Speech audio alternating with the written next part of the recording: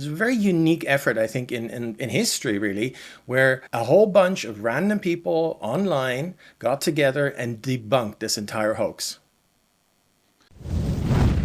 There's hundreds and hundreds of new pages of stuff which absolutely unambiguously shows that US government people, high level officials, including the FBI director and the CIA director, were involved in this plot, in advancing this plot against Trump.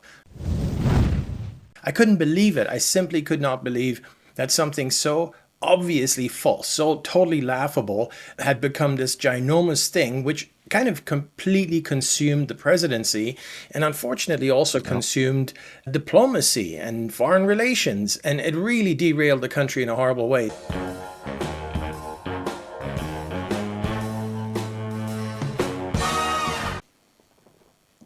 Hello, listeners, and welcome back to Voiceover Work, an audiobook sampler.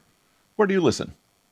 Today, I'm excited and, to be honest, a little bit nervous to have with us author Hans Mahncke, who has written the book Swiftboating America, exposing the Russiagate fraud from the Steele Dossier to the FBI's Crossfire hurricane investigation.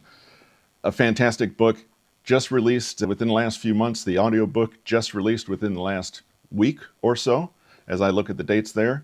Hans, you're more than an author. Why don't you take a few minutes, introduce yourself to the listeners, and we'll take the conversation from there. Yeah, hi everyone, and thanks for that very kind intro. Yeah, as you say, I guess I'm an author now. I used to be an author, but in a different capacity. So my background's in law, so I've done law pretty much my whole adult life in some form or another, both university, law firms, arbitration, a different kind of law, the whole spectrum. And it was probably around 2017 that I got immersed into this Russiagate thing. I was a full-time law professor at the time. I had nothing to do with any of this stuff, nothing to do with politics, nothing, just completely doing my thing. And it just was, I think we all remember probably when that Steele Dossier came out. Sorry for the interruption there. We'll do some editing on that, listeners, but we lost some audio for a second. Hans, you were in the middle of your leaving from the law profession, moving into full-time reporting really on Russiagate. And I guess starting there with what lured you, what interested you in investigating this and how that proceeded. Yeah, like many, I obviously was fascinated by Trump's win in 2016, but that Russiagate was like far away on the horizon. There had been some news reports here and there, barely noticed about something to do with Russia. And, I wasn't really paying attention. And then in early January of 2017, of course, they published a dossier, or a company called BuzzFeed published a dossier, which was supposedly the linchpin of the whole thing, Trump being a Russian agent. And I remember I looked at this thing and I fell off my chair. That's how laughable it was. It was like as if some child had written it. Just on page one, it starts off, Putin has been recruiting Trump for the past 5 years. Later it changes to 8 years. And what? This guy was a TV celebrity. He has his real estate company. What's he got to do with Putin? And then it talks about Michelle Obama, again on the first or second page, and it says Trump hates her. And I'm like, that's child talk. What on earth? And so the whole thing was a complete joke. And yet, the joke grew bigger and all the media and everyone was running with it. And then they had the special counsel, and I tell that story in my book, but as to all the things that happened. But just going back to what my own frame of mind was at the time, I couldn't believe it. I simply could not believe that something so obviously false, so totally laughable, had become this ginormous thing, which kind of completely consumed the presidency and unfortunately also consumed diplomacy and foreign relations. And it really derailed the country in a horrible way. Bit by bit, if there was any kind of evidence that came out in terms of court documents or messages that were released under freedom of information laws or anything like that, I would jump on that and start trying to piece apart the lie. Because at some point I realized they're going to just keep running with it unless we totally debunk this whole thing. And eventually we got there. And the book essentially tells that story from the perspective of just random people on the internet who just got together, people who never knew each other. Many of them still don't know each other in terms of having personally Oh, met or really? anything like that. It's a very unique effort, I think, in history, really, where a whole bunch of random people online got together and debunked this entire hoax. And as you say, the book does tell the story and tells it extremely well. It's a very captivating book. It's frustrating. It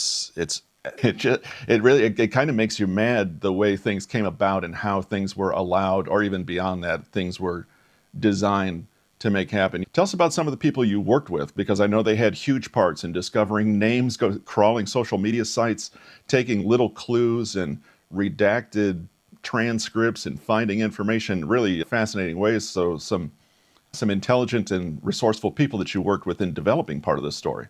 Absolutely, hugely resourceful people, and it's just so fascinating. Even just thinking back about how it all came together, and maybe I should start off with some of these recent revelations, which aren't really revelations. So, the Trump administration, Trump 2.0, has released a lot of this underlying stuff in terms of documentation of this hoax and how it was perpetrated by James Comey, the FBI director, John Brennan, the CIA director, and all that kind of stuff.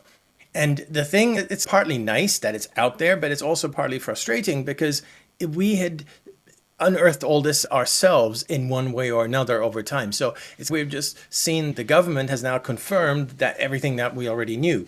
Now, unfortunately, some people go around claiming that they discovered this or that, and they're like the person who's behind it all, they exposed it, and so on. And that's really not true. And okay, you always have these kinds of people, but what annoys me about it is that this was uniquely different in that you didn't have a Woodward and Bernstein. It was like everyone was a Woodward and Bernstein. That's the truth of it. That's what really happened here. And so, for instance, we had Steve McIntyre. So I didn't know Steve before. I had heard his name before, and we've become very good friends since. And how did that happen? So, Steve is a Canadian mining executive. He's got, again, nothing to do with any of this kind of stuff, but Right. he had some experience with hoaxes. And his story is a fascinating story in and of itself. But many years ago, so 20 or so years ago, he got a leaflet from the government with the hockey stick on it, the climate hoax hockey stick.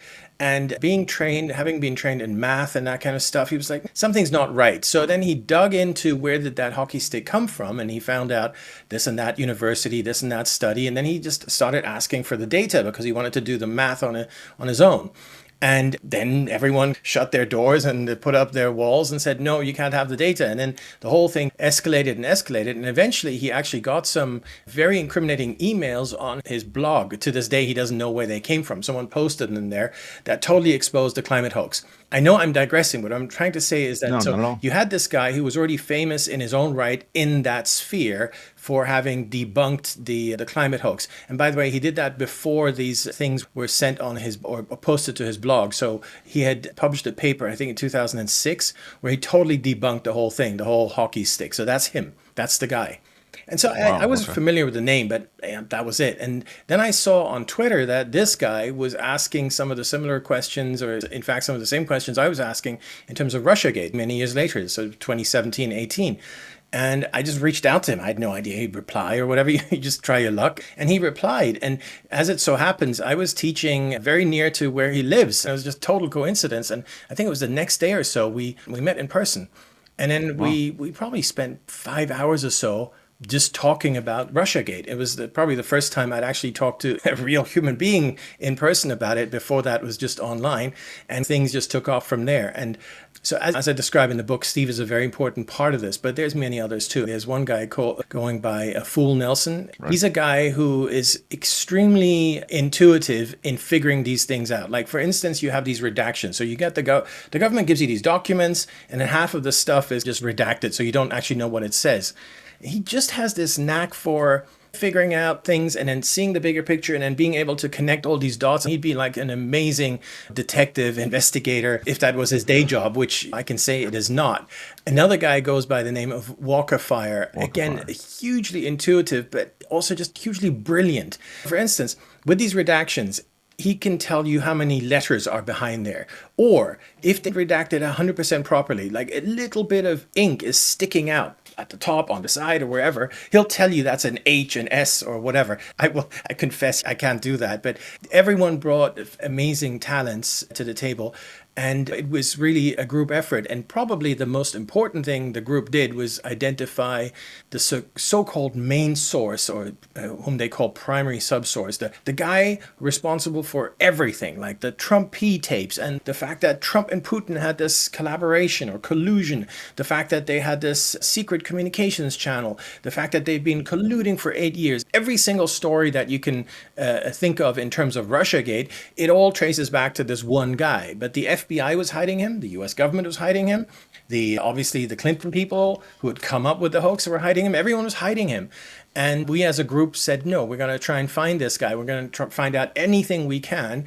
We got bits of data from people's books. So some people would write a book on the government side to make money. Some people on the Clinton campaign wrote books. Bits and pieces came out of that.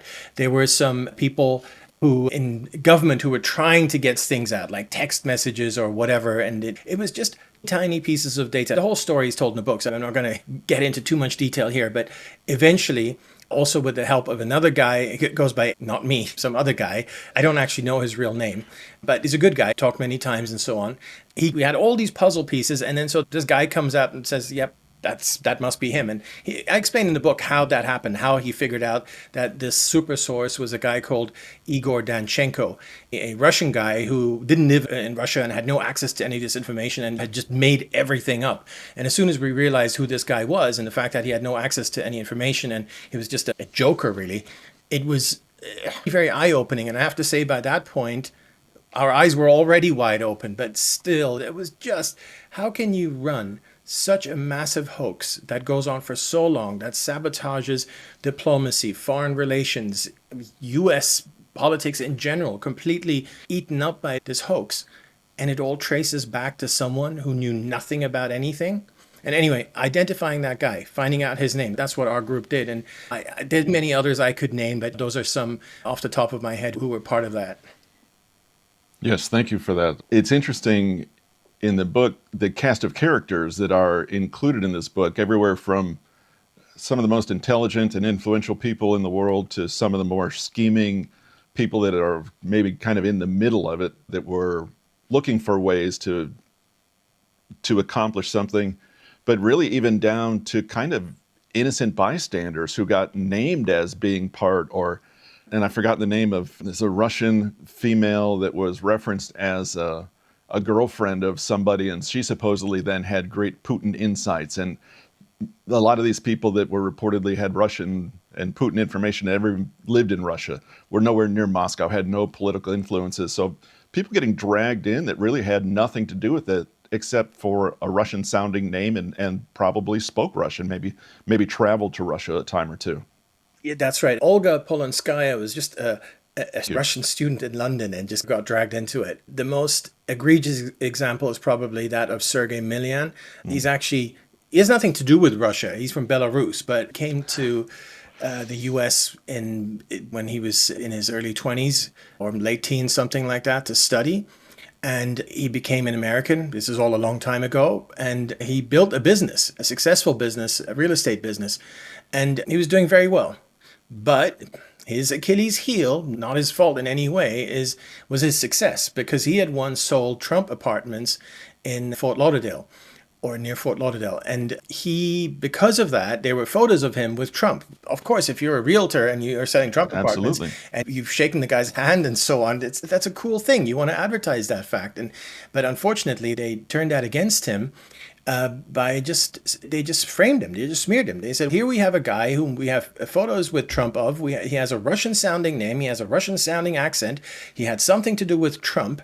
And we're just going to say he's the source for all this stuff. And then they just made it up. They said he was, this Igor Danchenko that we just talked about, he then claimed he had gotten all his information from Sergei Milyan. Totally not true. Danchenko or the Clinton campaign or whoever told him to make stuff up just made it all up. Everything was totally made up. But because they needed like a real human being the source, they just picked out this poor guy, Sergei Milyan, and they said they did it to others as well. There's another Russian lady called Svetlana Lokova. They did it to her as well. But Milyan I always come back to because it's like the most extreme example you could ever think of. A guy who's just doing his work as a realtor. It's got nothing to do with anything. Suddenly they say, you're the guy who told us about all this collusion, and you're the one who told us about Trump and Putin having a secret communications channel, and you told us about the P-tape. And so all the things that are in the dossier supposedly go back to Sergei Milyan. Of course, none of them do. They were all just made up. And it was, there's so many names, and I obviously read the book. It's different, you know, when you narrate a book, it's not like you're reading for comprehension. You can't go back and you can, but it really affects the process. You can go back and say, what was that paragraph to make sure I have all the names right? So forgive me when I misquote or if I have some of the details wrong. But this Minion, did he even meet with Danchenko or Steele or any of the appropriate people?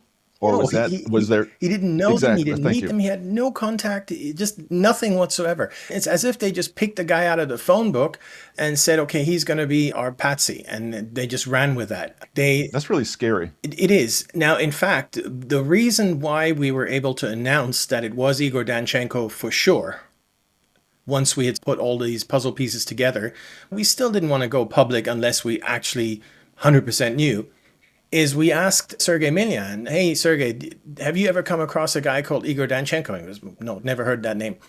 And then we asked him, don't search your inbox, just search all your old emails or whatever. And he found some emails from 2016 where this guy Danchenko had tried to set up a meeting.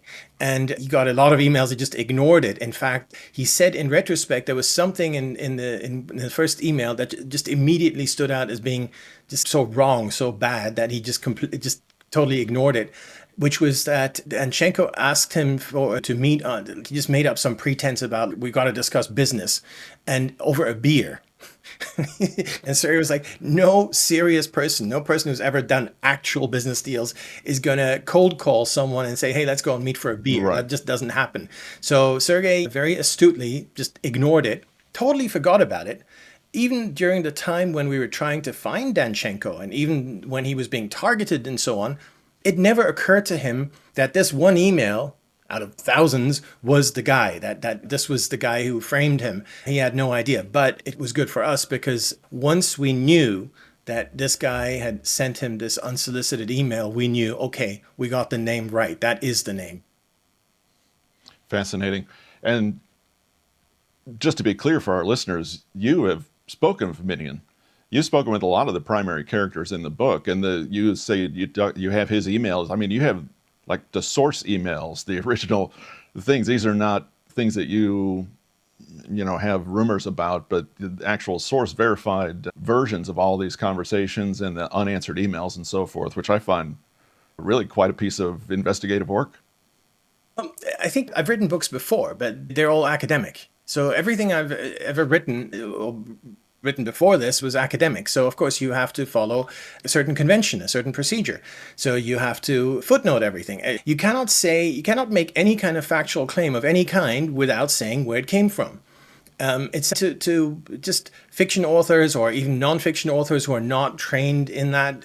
They just, if it's a very obvious fact, why would you want to do that? Why would you want to do that at all? It just seems so weird. But in a way, it's how I kind of programmed. Everything had to be footnoted. Everything had to be checked. Everything had to be confirmed. And we ended up with something like 650 or so, something like that, footnotes, which at the time, I have to say, when I wrote it, we didn't know that President Trump was going to get realected. We didn't know that at the time. Right. When the book came out in October of 2024, it was partly intended as memorializing what actually happened, so that let's say it all goes bad and we never have this full exposure, that at least there is a record of what actually happened, where people in 20, 25 years or whatever from now can go back and say, hey, there's this document, everything is linked and so on and so forth, and retrace our steps. Now, I guess that part is less important because we have the government that recently came out with a lot of this stuff and confirmed all this stuff. And what you said at the beginning of that answer draws me back to something we spoke about toward the top of the podcast. You say every writer should have that as a part of their process, putting their footnotes, documenting and proving, with the source material. Of course, not everybody does. Yeah, that's true. Look, I think footnotes can be a distraction. I'm not, personally, I have to admit, if I read a book, I'm not necessarily always looking for Not those. I'm quite cross-checking all happy those things. for there not to be any. That's fine. But at a minimum, and this doesn't really, as you say, doesn't really happen much anymore, a lot of stuff is accepted as nonfiction when there's just simply no proof that it is nonfiction. A lot of these characters, like the Steele Dossier, I don't even want to call him originator, the sort of the guy who lent his name, Christopher Steele, to the Steele Dossier. He wrote a book. It's just all made up stuff. And all these other characters, we haven't even talked about how the Steele Dossier, how that all came about. We started at the end of the chain with Milyan, the Right. fake source. And then the next guy along was Igor Danchenko, the Russian who supposedly got all this stuff out of Milyan. And then the next one along was Christopher Steele, who'd been commissioned to write this thing, again, just all made up. And then everyone used the next guy along as their patsy. So Steele said, oh, I don't know anything about anything because it's Danchenko told me. And Danchenko said, oh, I don't know anything, Milyan told me. And then one further up the food chain from Steele was a group called Fusion GPS. These are political operatives in Washington, D.C., former Wall Street Journal journalists. And they wrote a book. And again, I'm like, no, I don't believe anything you say because there are no primary sources here. Why should I believe what you say? And of course, some of the in government people like John Brennan wrote a book. James Comey wrote a book. James Comey wrote several books. And yeah, it is a problem when people write books and supposedly these books are nonfiction, but there's no way to prove that. And so in a way, you do need the footnotes unless you have total trust in the author that they're not going to lie to you. So you're working your way up the chain from Minion up to Steele, who, since he worked for MI6, he's suddenly a James Bond figure, which that, because of its Hollywood-esque sounding name, brings some credibility to a lot of people. Fusion GPS, and then once you get to Fusion, you're real close to the Clinton campaign itself. Is that correct? Yeah, but there's still two layers. So then you have a Still law two firm layers. called Perkins Coie, and a lot of people have heard, of course, of Mark Elias, who was the head honcho there at the time, and he had his sidekick, a guy called Michael Sussman, and they were the Clinton campaign lawyers, but they were also in this law firm. And so anything they did, they could just claim legal privilege. We're not going to give any information on anything. So when they hired Fusion GPS, kind of one further down on the food chain, they could just disavow because they could just say, we're a law firm. And in fact, they billed it as legal services, which obviously it was not. And later on, they were fined many years later, but it's just like a sort of a slap on the wrist. They had to pay a fine for mislabeling that item. And then one further up from the law firm, of course, is the Clinton campaign. But I'd say the Clinton campaign isn't Hillary Clinton herself yet. That's one further step because she can say, oh, these are just my campaign people. I don't know what they were doing and so on. So I don't know, where are we, like seven, 8 levels or whatever of deniability? So that's why it's so hard to get these people, get Hillary Clinton for what she did here, because as I just said, she can claim 8 layers of deniability. Further down, it's more difficult to do that. And it's funny, if you come back at the other way from it, you take characters in the book like Carter Page or Papadopoulos, who are many steps removed from Trump, but a rumor about them is attributed directly to Trump. Everything, Hillary's levels shield, and whatever the top is, those levels all shield somebody, and they could say they said it, and point it down the line. But when you're coming from the media, if Carter Page said something, that's a quote from Trump is how they want to present it. That is such a good point. I think I might be mistaken about it. I think Carter Page has never, ever met Donald Trump. Certainly not during the campaign. They had this one meeting where he was not in attendance, and that was it. And George Papadopoulos met him exactly once, but not one-on-one or whatever, in a big room at a big table. Right. And you're so right that the media uses this one. There was a photo of that table where there's Papadopoulos somewhere at the end, and then Trump is on the other end, and there's all these other people there. But supposedly Papadopoulos is like Trump's best friend and they're coordinating everything and so on. It's absolutely laughable, but that's what they got away with. Or Minion, who is even further removed. with a real estate dealing with 10 or 15 years prior, or five, Exactly. 10 years prior, just happened to be in a picture. Yeah, the selective editing and selective reporting that the mainstream press does is really misleading and probably purposely so. Absolutely. They'll always revert back to a position where they don't have to give up the overall narrative. As you say, okay, maybe there was no collusion, but there was definitely interference. And that's where we are now. And there are a few things that they grasp and hold on to. I'd say probably the most important one is the story that the Russian government hacked the Democratic National Committee in June of 2016. Supposedly, the hacking started, whatever happened there started earlier in April, May. But anyway, in June of 2016 is when when the Washington Post reported about it. I write about this in the book. And then we were off to the races in terms of the Russian government did this. To this day, there is no evidence, absolutely no evidence. No evidence has ever been presented that actually happened. And they run with the narrative, they stick with the narrative. So they say maybe the part about Trump wasn't true, but the Russians did that and they did that to help Trump. They're still trying to hold on to that part. So as these things fall apart, I think the one that will eventually fall apart will be, and has been the whole of this year basically, is the idea that they did it to help Trump, which again, I talk about this in the book as well. It's just so ludicrous. No one in Moscow really thought that Trump was going to be president. Maybe there was a 10% chance or something like that. Hillary was way ahead in the polls. People just need to go back to October of 2016. Just go back in your own minds as to this Access Hollywood tape that came out when Trump said all these misogynistic things. The media was completely apoplectic, obviously, as they always are. But the thing is, Hillary was way ahead in the polls and jumped on that weekend as well. And everyone was saying Trump is done, Trump is buried. Even his own party, they were discussing getting rid of him and having him replaced with Pence or whoever. Many people were talking about that. So the idea that somehow in Moscow there were people who knew that none of this would come true and instead Trump would emerge victorious. How could Putin influence whether Hillary was going to campaign in Michigan or not, which she decided not to, or Wisconsin or not, which she decided not to? It's got nothing to do with Putin. So the idea that Putin had some special insight is just so ludicrous.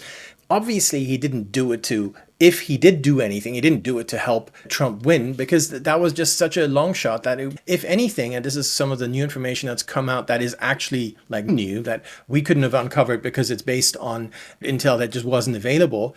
They were actually, if anything, they were holding back because they thought she's going to be president, so we better have some dirt or whatever. That's probably the wrong word, but we better have some stories about her if and when she becomes president. I think that's going to fall by the wayside, but then we're still going to probably be stuck with they did something, and the something might be or I think is going to be the one that they keep coming back to, which is the Russia hacked the DNC. That's the story. Again, there is no evidence for that. Now, I'm not going to sit here and tell you that Russia did not hack the DNC. I don't think they did. But what I can say for certain is there is no evidence that they did. That's where we stand. And in fact, any time that anyone who said that that's what happened, for instance, a company called CrowdStrike that did the sort of the IT work for the DNC, they said in 2016, oh, Russia hacked the DNC. The CEO of CrowdStrike was later called, a year or two later, was called to Congress to testify about what he knew. And he said, I don't know anything. So as soon as he was under oath, it wasn't Russia, or at least he couldn't say anything at all. So that's the thing. And unfortunately, it's probably going to take a long time to get rid of this in a broad public's perception altogether. And we may never get rid of it. There will be lasting damage in terms of Russia did something in 2016. If we just distill it down to those few words, Russia did something in 2016, we might never, ever be able to transcend that. And even along those lines, the same thing we talked about with separation before, Russian hackers do not mean the Russian government. Yeah, If there was, just because someone from Russia might have hacked something, or Belarus, I should say, we don't need any real facts. We just need some allegations some organizations feel that they can throw out there. With the things that are coming out now, your book, again, the things Tulsi Gabbard and Kash Patel are putting out into the public, maybe a two-pronged question, and this draws back on your legal background. What do you think, well, let's do it the other way. What do you hope will come of this as far as repercussions for those involved? And what do you think? Is it going to make a splash and then go away? Will there be some very high level people that are taken to task for what they've done? I'm not confident that's going to happen. We had some hope earlier this year where they released, as I said, they released one or two new things, and we touched upon some of them here today. But in overall, they just confirmed what we already knew. But that's still valuable because you have the U.S. government confirming that the whole thing was a hoax. That's a big thing. That's a big step to Right. take. So that's Yeah. nice. And so with that came the hope that the people in the US government who were responsible for that, who've now been exposed, and again, this is not just Tulsi Gabbard or Kash Patel saying it, they actually released the underlying documents. Right. And primary source documents, that's always the most important one. The actual FBI 302s, which is the interview reports, or the actual intelligence that came out verbatim and whatever it is, they released it all. There's hundreds and hundreds of new pages of stuff, which absolutely unambiguously shows that US government people, high level officials, including the FBI director and the CIA director, were involved in this plot, in advancing this plot against Trump. There's incontrovertible evidence of that. So, of course, when that happened, people were like, oh, great, now we're going to see arrests, now we're going to see all these things. And it's been a few months and we haven't seen anything. And in fact, recently in August, a very important deadline passed. Unfortunately, in the legal system, or fortunately, there's two sides to this, but there are time limits. And so the Right. usual time limit for a federal law is 5 years. 5 years after something happened, you can no longer charge someone. And there's some misconception about this that some people think, oh, it's 5 years after you found out about it.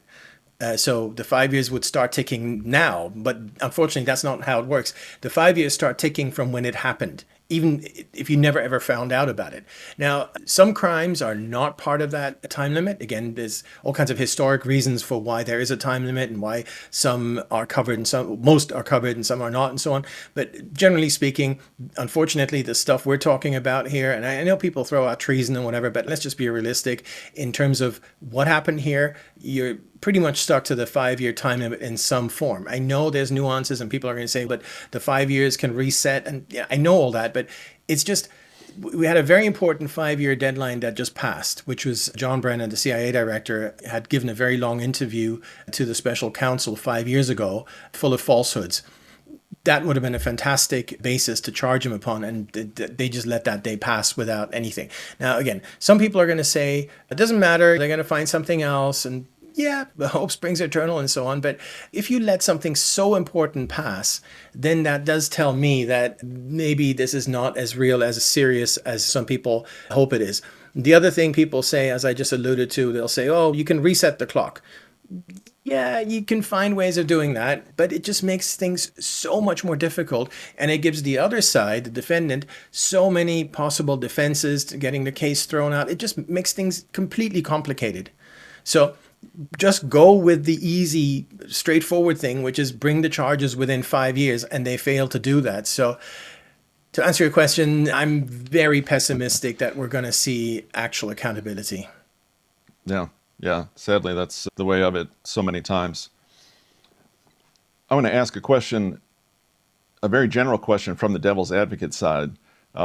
If we still have listeners that are not supportive of your work or still want to disbelieve your work, I don't know if you've done many podcasts with people that disagree or try to argue the points with you, but what are some of the primary things that people use, if you're willing to share these, or if you want to answer this question, if not, just say so, that people use to argue against the things you've brought forth? Do they accuse you of things? Do they have other information they hint toward or will make available? Just out of curiosity, do you have a lot of people that are pushing back against the information you're presenting?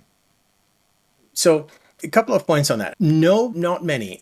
To be honest, I can think of one group of people right now, and I'll get to them here in a moment. But in terms of just broad audience or whatever, no. Okay. And again, I think that's probably because everything is footnoted. So if you Yes. doubt that anything is true, just go and check out what it says in the footnote. And then that will take you to the source document, and then you'll see that whatever I quoted or said or whatever is true. That's actually what happened. It's funny because there was a group of people who were a little bit incredulous. I hope they don't mind me saying this about some of the claims. And then they did come back to me and wanted me, even though there was a footnote, they still wanted me to just confirm. Are you really sure? Is this really true? And that's actually the original editors of the print version. So when they did Oh, really? the original editing round, there was, like, for instance, some of the Hunter Biden stuff, what he got away with. Some of that is detailed in the book because there's some overlap between these Russiagate and Hunter Biden investigations. And there's also some overlap between the Ukraine situation, Ukraine impeachment situation, and Russiagate. A lot of the people involved are the same people over. And so you have this overlap. There are parts in the book where I talk about the Hunter Biden situation and what he was up to. And I remember that I was like, no, that couldn't have happened. And I was like, are you really sure that is true? And it really was. Or some of the text messages, the incriminating text messages from some of these FBI personnel. People have heard about the obvious ones where they talk about, we'll stop Trump. Peter Strzok, one of the FBI investigators, the lead investigator, texted that. There's also some that maybe have not been shared as much in the media and that people haven't heard. And then I got some questions on that, like, well, that's not, did they really say that? Another big one that actually was confirmed this year by Tulsi Gabbard, but that's already in the book. That's all in the book, is the one where all these people, President Obama, John Brennan, CIA chief, James Comey, Peter Strzok, whom I just mentioned, all these big honchos leading the charge against Trump, they actually knew that this was a Hillary Clinton campaign hoax, the whole thing. They knew that at the time, back in 2016. Again, I describe in the book why and how and so on. And anyway, I remember I got several questions on that one. No, they couldn't have known. That's not possible. And they did know. Yeah, it's funny, isn't it? That the people who were supposed to work with you on the book, they were the ones who were the most kind of incredulous about some of these claims, but everything checked out. Other thing I should mention here is to do with your question is, from supporters of Trump generally, some people are not happy with the title or have questions about the title. So that's probably if there's negative comments, it's usually about the title. Because, of course, people remember Swiftboating as something that was done to John Kerry in the 2004 presidential campaign, not by his opponent, President Bush 43, but by a group of Vietnam veterans. And what they accused Kerry of is basically, in Vietnam, he was a commander of a swift boat, and he got some Purple Hearts and things like that. And they said his stories weren't true, and there's a lot of detail to what happened back in 2004. And I guess some of it stuck because he came back from Vietnam and he was a big anti-Vietnam protester. He was one of the leaders. And so they made that stick. Now, personally, I don't know which part of that is true or not or whatever. But as far as John Kerry is concerned, just my personal view is he actually went there. He actually got shot at. So whatever you think of the guy, that actually happened. He was a commander on a swift boat. He was in I've been to Vietnam many times. I've been to those areas. Those are horrific areas. If you're on a tiny little boat and you're being shot at, that's no fun. So he did that. You can hate the guy or not or whatever. That's what actually happened. But the point about the name, Swiftboating, hence because he was the swift boat commander back there, is I didn't make it into kind of a negative thing. It's the Hillary Clinton campaign themselves who did that, because they called their campaign against Trump, the 2016 campaign, a smear job against Trump, to smear Trump as Putin's puppet, for Russia collusion, just in as simple as possible. The Swiftboat Project, the Clinton campaign Swiftboat Project, which they themselves called their own Swiftboat Project, to smear Trump as colluding with Russia, they came up with that. So obviously they were using the word in a sense of, we're going to come up with this story that smears Trump. And I think they were thinking back to 2004, where they thought, hey, our buddy John Kerry, he got smeared, and now we're going to do it to Trump. So in my view, I see where people say, okay, swiftboating is something that Kerry deserved it or whatever. I know, I don't necessarily agree, but I see where these people are coming from. But it's the Clinton campaign who themselves called it that. They admitted it. They admitted that it's a smear. So what's behind the name is that it's by design a fabrication, by design a plot against Trump by the Clinton people who called it that. They came up with the name. Now, the working title was actually Swiftboating Trump. But then somewhere along the line, somewhere in chapter 8, 9, 10, whatever, I was like, you know what? This is really much bigger than Bigger that. than that. They swiftboated America, not just Trump. So then the title changed. And it is fascinating when you look at it in the light of why you changed the title, just the possibility of the real long-term damage on a global scale, just because of now the difficulties with Russia and distrust and so many things. You know, we blame Russia for so long about these nebulous things, and diplomacy falls apart and things change, and it really is sobering. Let me ask you one last question. This is a podcast, and in my early stages of podcasting, of course, you read and they say, always finish out your podcast with a call to action, you know, or have your call to action in there. And when I read the book, I find a couple of personal things that I think are important, but I'm going to throw these out there, but if you have calls to action, what you would like people to do because of this book, or if there is actions they want to take. I mean, when I read it, I realize I need to think critically about the material that I take in. When I read a headline or see an article, you know, if people early on in this process had pushed back and said what's real, what's factual, things would have turned out differently, most likely. You know, so that's one thing I see, is that we need to pay more attention to what's being reported to us as consumers and make sure that what we're believing is actually believable. Do you agree with that, for one? Do you have other calls to action that you would like people to implement because of your book?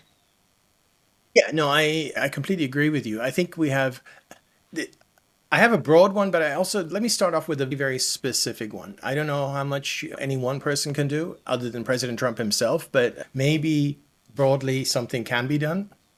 And that is that there are still people, victims out of this thing. We talked about Sergei Milian, we talked about many of these other people. There are still people still currently dealing with the fallout from this. There's one guy who we haven't talked about, General Flynn, for instance. That's a That's right. whole story upon himself. He actually has a great new movie out, so people can watch that and see what that story is about. I talk about his story in the book and detail that as well. But he had a client, and the client was targeted by these Russia collusion hoaxes simply in order to get him to say bad stuff about Flynn, and then they could have used that to get Flynn to say bad stuff about Trump. And that client is still under indictment, Mueller indictment, special counsel Robert Mueller, the guy who is now declared senile and supposedly never ran anything, and the whole thing was a hoax. They still have that case going. They have another case going to do with what we talked earlier about this DNC hack, which they're using that case to hold up freedom of information and so on. This is a case against a bunch of Russians who, you know, again, there's no evidence they did anything, but they'd say, oh, we got an open case here, therefore we cannot do freedom of information, and then we cannot find out stuff. So on a specific level, I would love for all these cases, these Mueller era cases, all these Russiagate collusion hoax cases, just to be terminated. DOJ should just end these cases today. On a broad level, I'm completely with you here. We had the Iraq WMD hoax, which, by the way, ran along very similar lines. They also had their own Igor Danchenko back then, a guy called Curveball. That was his code name.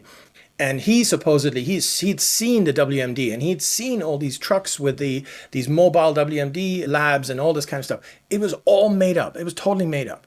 And then after that whole fiasco, they said, we're going to do better next time. And they didn't do better. They did it again in Russiagate. Yeah, I think it's fool me once, fool me twice kind of thing. And now we're at 3 times.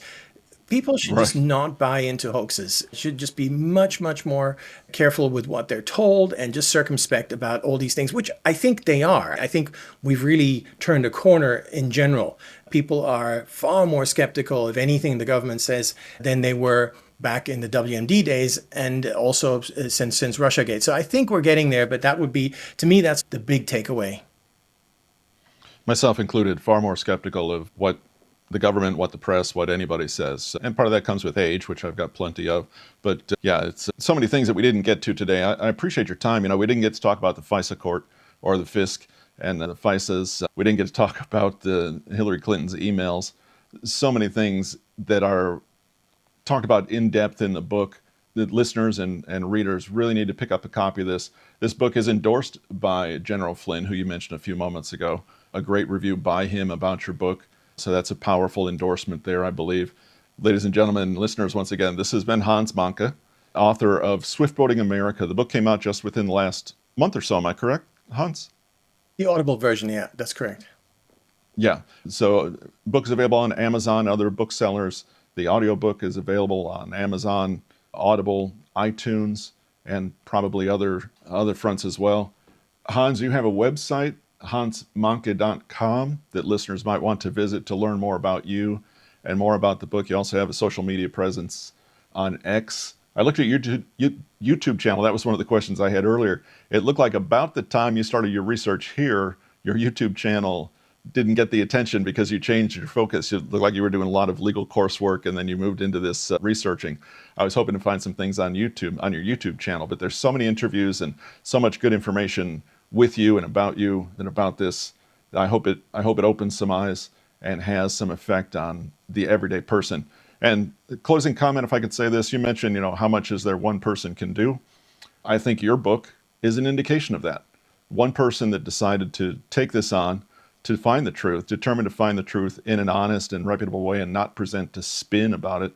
You've done that. You've put it out in the public. It's getting, I hope, the attention it deserves. And in the minds of the readers and the listeners, I hope it will have the effect that it should have on us. Hans, again, thanks for being with us. And do you have any final words that you want to share with our listeners before we close out? First of all, thanks for having me on, but also thank you for reading the book. It's weird when you have your own. I've read the book probably 10 times in my own voice because I had to do editing. You read it again and again as you go through it. And so this is the first time I heard it, someone else speaking it. And you really brought it to life. You have a fantastic voice. And yeah, thanks for that. That was amazing. Thank you. Well, it's written in such a way that it's easy to come across as relatable because the language is there. It's just your style of writing is very approachable, very understandable, and when you have great material, it's easy to present it in a pleasing way. So I'm glad you enjoyed it. I hope our listeners will as well. Check that out, and I guess that wraps us up for the day. We're right at an hour. Thank you for your time, Hans. I hope you have great success with the book and with the audiobook, and maybe we'll speak again when you have another book come out. I'll be looking forward to that. Love to do that. Thank you. Great. Thank you, listeners, for being with us on Voiceover Work, and we'll see you next week.